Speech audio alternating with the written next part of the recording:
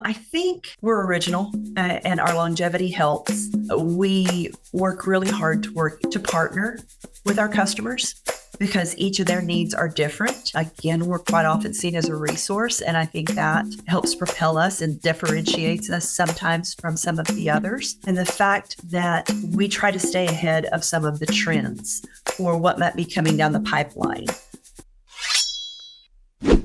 Welcome to Business Ninjas, brought to you by WriteForMe, where you'll hear from business leaders who are out there growing their business and slaying it every day.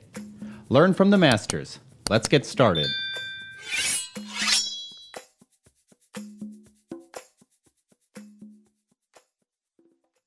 Hi, and welcome to another episode of Business Ninjas. I'm here today with Jence Garza, CEO at Advanced Health Education Center. Jence, how are you doing today?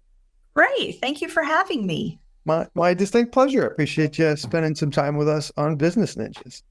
Please tell us a bit about yourself and about Advanced Health Education Center. All right. Well, my background is radiology. I became a radiologic technologist back in 1988 and have had a varied experience since then. I've worked in rural health and outpatient facilities, was a director of ancillary services for a large medical group, which meant I had all of the laboratory and imaging, several imaging centers, physician practices, sort of things for 2 states. And then I moved to Houston 23 years ago and have been here with Advanced Health for 22 of those and worked predominantly on the staffing side for the first 16 years and then transitioned into more of a overall role and became CEO a couple of years ago. So here at AHEC, we too have been in business since 1988. Just celebrated our 35th anniversary back in October, which is pretty exciting. We started off doing continuing education for predominantly imaging technologists. And it has just expanded over the years with different needs. From that spun our staffing company, which came to fruition back in 1995. It was one of the first that was Joint Commission certified here in the state of Texas. With our education, it is a corporate style of continuing education and skills training. So from that, it developed into more of the skills training, like in ultrasound and mammography, and then went to nursing and physicians and has just continued to grow. We try to be very fluid depending on what the marketplace is needing. I assume your clients are on both sides of the fence, meaning on one side, it's medical practitioners who need to advance their education. On the other side, it's large healthcare organizations, medical practices that need staff. Is that correct? That is correct. For the education side, we do a lot of practice gaps where we help different organizations or different practices identify the gap and then try to solve that gap. The majority, I would say, of our customers come from a small city or a more rural type environment where they just don't have a major university or a junior college that's offering this sort of training.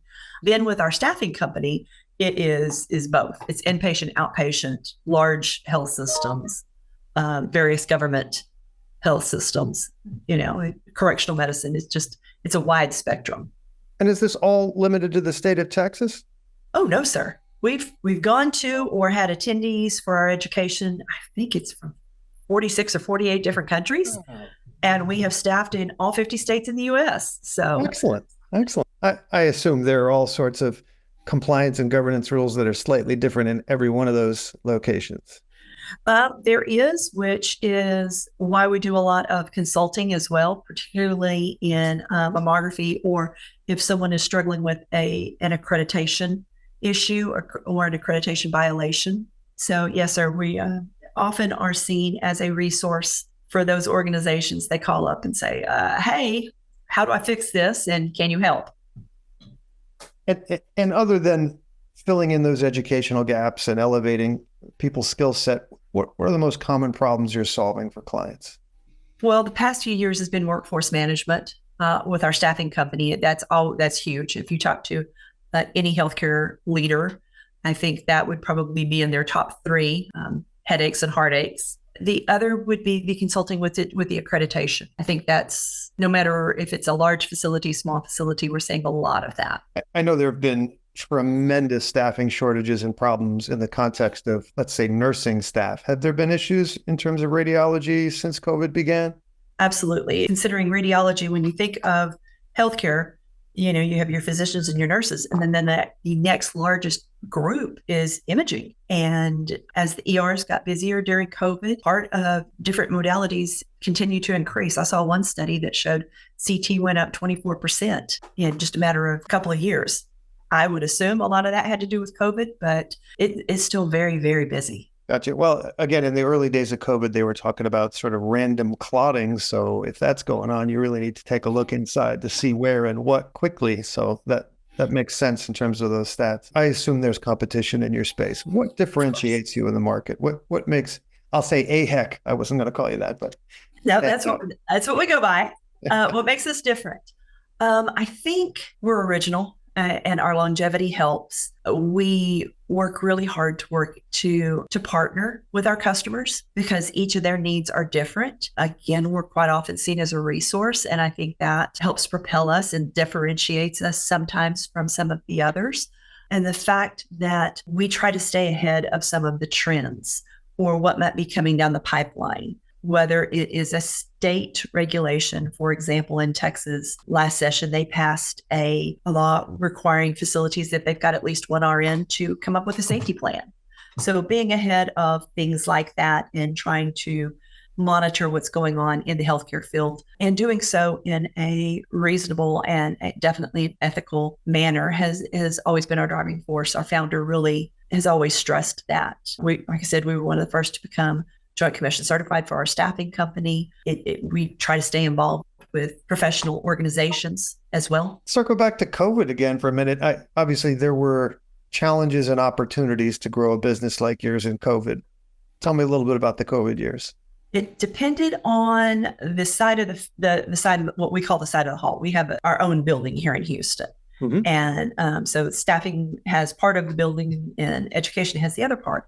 And it depended on which side of the hall you were talking about. Our workforce management team, there were Saturdays that every single one of us were up here credentialing and working and processing applicants, including myself and our founder, because our customers needed help and they needed help quickly. But then you had other areas where you're doing live classes with hands-on models like we do in our ultrasound classes, or we had a very large government contract for training and we had to switch where we could figure out how to still produce this content when you can't have people in your building. But you know what? Our team figured it out and they were still able to deliver and meet the requirements of the contract, and the training went on and went well, so it's that fluidity that we talked about earlier, just trying to have things in place. Absolutely. Well, hey, contingency plans are an interesting idea, but in the land of medicine, no one knows when a pandemic is coming, right? It's true. The emergency operation preparation that we had to do for our Joint Commission certification throughout the years was huge. If we hadn't had those preparation plans in place or had tried some things prior to COVID, it could have been a very different outcome. Speaking of content, what role has it played in the growth of AHEC? Every single aspect, because education is based on content, but also what you are doing for your field employees is also content. So it affects everything that we do here. All right. Let's look in the crystal ball a year from now. What are some things you'd like to be celebrating personally and professionally? Personally, well, let's see. I got married last year, so a long, nice, happy, anniversary and some fun things with that. But professionally, we've got some really exciting things coming down the pipeline. Some with some manufacturers. We're doing some stuff for another company for a potential FDA trial. Some research stuff that has been a little bit different than some of the things that we've done in the past, same vein, but a little different flavoring. So that those continue to grow and come to fruition, I think would be the most exciting for our team professionally, because it is for both our education and our staffing company. There's some exciting programs being put in place. Excellent. Excellent.